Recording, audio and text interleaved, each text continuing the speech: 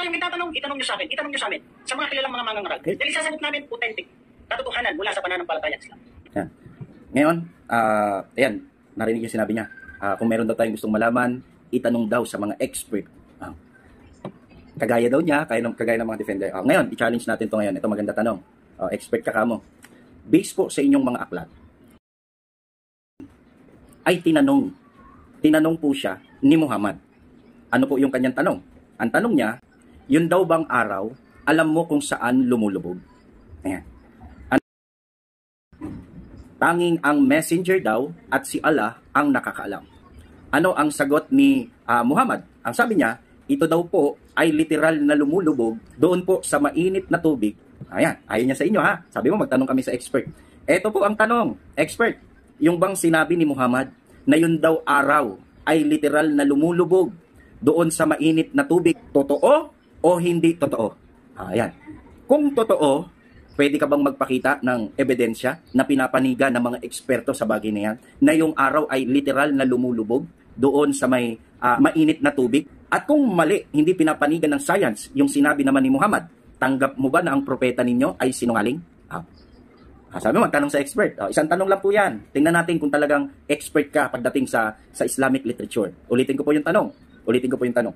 Yung sinabi ni Muhammad na yun daw araw ay literal na lumulubog doon sa mainit na tubig, yun po ba ay tama o hindi tama?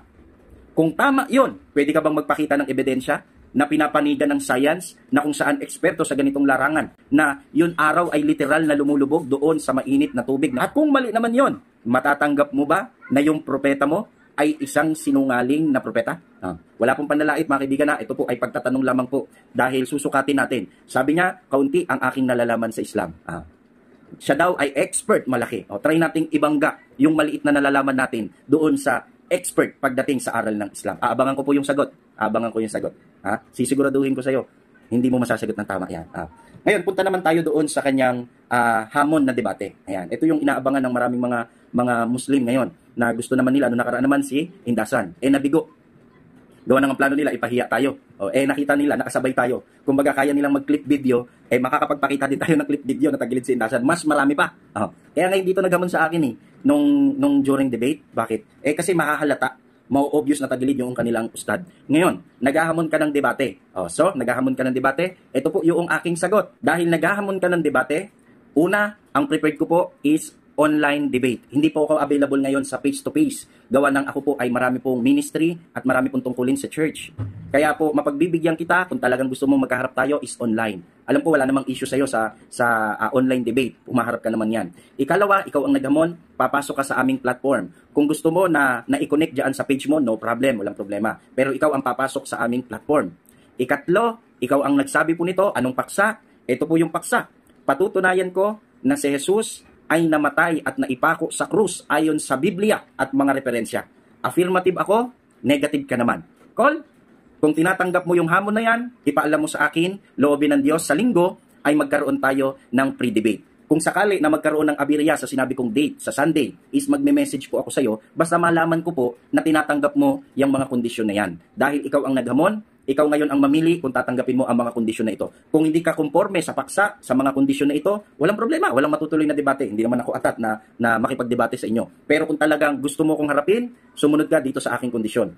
Ikaw ang papasok sa aming platform at yung paksa po natin, patutunayan ko na si Jesus ay namatay at naipako sa krus ayon sa Biblia. Sapagkat sabi mo sa video mo, nilampaso mo si Kuya Ronald at saka si Camacho patungkol sa paksa na yan. Kasi kung talagang totoong tinalo mo sila, sana hindi ka na naghahamon sa akin ng debate. Ngayon, naghahamon ka ng debate, ito po yung aking paksa. Kung call ka sa Sunday, mag-pre-debate po tayo, kukontak po ako sa inyo, magsisend po ako sa inyo ng link. If ever na magkaroon ng problema sa schedule, magsasabi ako sa iyo para ibigay yung ibang date ng pre-debate. Mga kapatid, pakishare po ito kay Bashir na naghahamon sa atin ng debate. Pakisabi, call po yung kanyang hamon. Pero uunahan na po kita, Brad.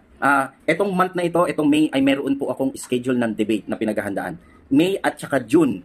Pwede tayong mag-pre-debate ng Sunday, pero yung schedule natin is papatak na ng July. Kung okay sa'yo, maghaharap po tayo sa date na yan. Sapagkat hindi ko pwedeng i-cancel yung iba kong schedule para lang tanggapin ang hamon mo. Kasi pag ganon, lilitaw parang special child na kailangan bigyan ng special attention. So kung payag ka dyan, call. Call po ang iyong hamon hamon na debate, magharap po tayo sa itinakdang pre-debate, iayos po natin ang nasabing debate. Parating nyo po ito mga kaibigan, mga Muslim at mga Adventist dito po kay Bashir Paksabe, call na po ang kanyang hamon at magharap po kami o mag-pre-debate po kami sa Sunday at least mga 7 or 8 p.m. Hanggang dito po, pagpalain po tayong lahat.